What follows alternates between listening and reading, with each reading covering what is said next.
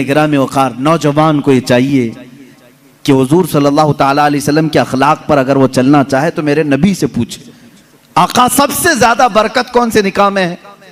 हुजूर ने फरमाया इन्ना अअज़मन निकाहि बरकतन ऐसरुहु मऊनतन औ कमा क़ाल रसूलुल्लाह सल्लल्लाहु अलैहि वसल्लम। मेरे आका सल्लल्लाहु ताला अलैहि वसल्लम की हदीस है, फरमाते हैं सबसे ज्यादा उस निकाह में बरकत होगी जिस निकाह में खर्चा कम किया गया हो। हुजूर पाक सल्लल्लाहु अलैहि वसल्लम ने फरमाया। अब इसका मतलब कंजूसी नहीं, बखालत नहीं, जिसकी जितनी हैसियत है उस एतबार से करे, अपनी हैसियत से ज्यादा टांग भी ना फैलाए, और अल्लाह ताला ने नेमतें दी है तो बखालत भी ना करे, गुरबा और मसाकीन को खूब खिलाए। इसलिए कि अल्लाह के नबी सल्लल्लाहु ताला अलैहि वसल्लम के तकरीबन 11 निकाह, उसमें सब अलग अलग किस्म के हुए हैं। जब हजरत खदीजा से निकाह हुआ था, हुजूर की उम्र 25 साल की थी और आप तिजारत कर रहे थे और तिजारत का माल था। आप सल्लल्लाहु ताला अलैहि वसल्लम ने जो निकाह फरमाया उसमें लोगों की दावत भी हुई। एक निकाह हुआ हजरत सौदा रज़ियल्लाहु ताला अन्हा से, वो उस निकाह में सिर्फ खजूरें बांटी गई और कुछ भी नहीं। फिर हुजूर सल्लल्लाहु ताला अलैहि वसल्लम ने हजरत ज़ैनब से निकाह किया, हजरत मैमुना से निकाह किया, उसमें तो बकरा ज़बह करके वलीमा किया हुजूर पाक ने, और उतनी बड़ी दावत किसी और में नहीं। क्यों? ये मैं हालात बता रहा हूं। जब तुम्हारे पास माल था या माल आया है उस एतबार से तुम्हें करने की इजाजत है, और जब ना हो तो कर्जा लेकर के दिखावा करने की इजाजत शरीयत ने नहीं दी है। शादियों के लिए इस तरह से लोग मकरूज हो जाते हैं। कई लोग ऐसे हैं जो अपनी पता नहीं अजीज अजीज चीजें उठाकर बेचते हैं, नहीं सिर्फ 4 लोगों में मुझे मुंह दिखाना रहता है, मुंह दिखाना रहता है, निकाह करना है बेटी का, निकाह करना है फलां का। और आज के मुआशरे से मैं नौजवानों से कहूंगा, मेरे सुनने वाले जितने नौजवान हैं, अगर नबी से मोहब्बत करते हो इस मिलाद में एक अज़म कर लो, एक अहद कर लो, हम में से जिसका निकाह होगा, हम जिससे निकाह कर रहे हैं, हम ससुर के लिए बला बन के नहीं उतरेंगे। हाँ, आज बहुत सारे दामाद बला बन चुके हैं, बला हैं, वो वबा हैं, इसलिए कि बेटी एक बार दिया है और ये बीमारी जिंदगी भर की लगा लिया है। हाँ, कई लोग हैं ऐसे, कड़वी जरूर है मेरी बात, जिसने अपनी बेटी दिया है और वो पीछे लग गया है। कल ही एक खातून मेरे पास आई, शादी होकर के उसके 9 साल हुए हैं, बच्चे भी हैं। वो रोती हुई आई, कह रही है कि मेरी माँ, उसकी माँ बेवा है, उसके बाप का इंतकाल हो चुका था बरसों पहले, और बरसों पहले मेरे बाप की जो प्रॉपर्टी थी खानदानी, वो मेरी बेवा माँ को मिली है, वो कुछ लाख रुपए आ गए हैं। और जैसे ही मेरे घर में मालूम हुआ है, शौहर ने मुझे बाहर निकाल के घर भेजा है, जा तेरी अम्मा को जो प्रॉपर्टी में मिला है उसमें से 2 लाख मांग के लेके आ। मुआज़ल्लाह, भिखारियों से क्यों शादी करते हो? इस तरह के लोग जो अपनी औरत पर अपना महल सजाना चाहते हैं, उनकी हैसियत बहुत जलील है, बहुत जलील।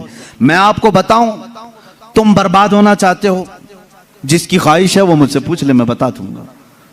तौबा अस्तगफिरुल्लाह, कोई नहीं चाहेगा, हर कोई बरकत का रास्ता हमसे पूछता है, लेकिन ये रास्ता भी मैं बता देता हूं, जो अपना बिजनेस और अपनी बरकत सब बर्बाद करना चाहता है, उसके लिए बाज बुजुर्गों ने फरमाया, वह अपनी बीवी से जबरदस्ती उसका माल लेकर के बिजनेस में लगाया हो, वहीं से शुरुआत हो जाएगी नहुसत की।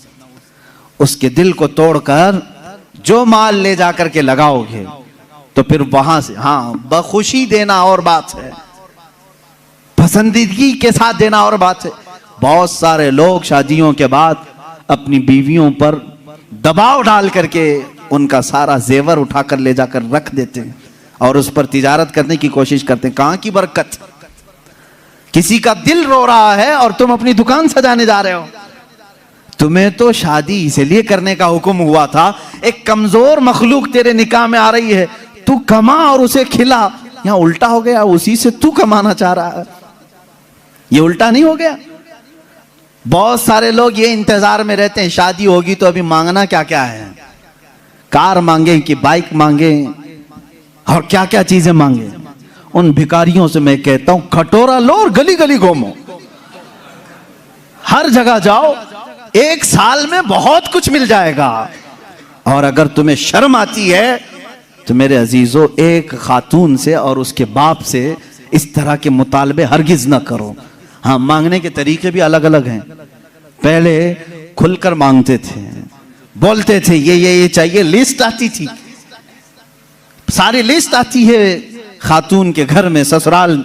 लेकिन अभी कुछ नहीं, हमारी कुछ भी ख्वाहिश नहीं है, एक अच्छी शादी करके भेजो, अच्छी शादी करो। अच्छी शादी का मतलब डेनिसन में होना चाहिए। मैं तो यहां नाम ले रहा हूं, तुम दबा करके अपनी ख्वाहिशों का जिक्र करो और उसी में दबे लफ्जों में सारी चीजें। हमको कुछ मत देना, अपनी बेटी को ही जो कुछ भी देना है दे दो, हम उस पर नहीं कहेंगे। और बाप बेटी को जो जो दे बाद में ताना मारेंगे, क्या तेरा बाप इतना नाअहल है, तुझे एक वॉशिंग मशीन नहीं दिया, तुझे एक पलंग नहीं दिया, तुझे एक तिजोरी नहीं दिया, तुम तो कह रहे थे कुछ नहीं चाहिए।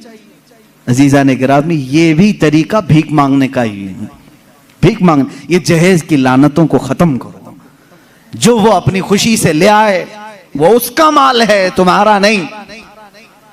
औरत जो अपने घर से लाती है वो उसका खुद का माल है, शोहर का नहीं, ना ससुराल का है। औरत जब तक चाहे उसे इस्तेमाल करे, वो इजाजत दे तो दूसरे इस्तेमाल करें। तुम शरीयत का मसला समझते हो? अगर उसकी इजाजत के बगैर किसी दूसरे ने इस्तेमाल किया उसके माल को, कल क़यामत के दिन उसकी पकड़ होगी, उसकी नेकियां जब्त की जाएंगी, तुम हुकूकुल इबाद में गिरफ्तार हो जाओगे। ये मसाइल हल्के नहीं हैं, इसलिए मेरे अजीजों वो और होंगे। मुझे यहाँ मालूम है कि ये रिवाज क्यों आए जानते हैं? यहाँ पर हिंदुओं के यहाँ ये माहौल है, जहेज की रस्म बहुत खतरनाक बला है उनके यहाँ। आज भी औरतें जलाई जाती हैं जहेज के नाम पर। बाज स्टेट ऐसे हैं आज वहां जहेज के नाम पर बहुत खतरनाक मामलात ससुराल वाले करते हैं। ये रस्म और रिवाज पहले से चली आई, जिसकी वजह से आप लोगों ने ये अडॉप्ट किया। वरना मैं कहता हूं नौजवानों को, अरब में जाओ, शादी करना मुश्किल हो जाएगा। हाँ, वहां पर तुम क्या मांगोगे? तुम्हें बाप एक फूटी कोड़ी भी नहीं देगा लड़की की, लड़की का बाप कुछ नहीं देगा, बल्कि प्लस लड़की तुमसे मांगती है 1 लाख रुपए मेहर में रख, तब मैं शादी के लिए तैयार होती। वहां औरतें मांगती हैं। सऊदी में तो आधा किलो पाव किलो सुन्ना मेहर में देना पड़ता है। बेचारे कितने नौजवान ऐसे कमाते कमाते मेहर की रकम 40 साल के हो जाते हैं। बाहर वहां अरब में आज भी ये रिवाज, औरत का हक है मांगना, मर्द क्या मांगेगा? यहां जो हमारा माशरा बदला है उसकी वजह हमारी सोहबत है, जो देख रहे हैं हम इधर उधर। ये सोहबत का असर है जो तुम्हारे यहां जहेज की लानत आ गई। इसे निकालो अपने हाथ से। और किसी भी औरत के घर उसके बाप पर बला बन करके नाजिल ना हो। जब तुम बाप बनोगे तुम्हें पता चलेगा एक जिगर के टुकड़े को, बेटी को रुखसत करना कितना सख्त तरीन मामला होता है।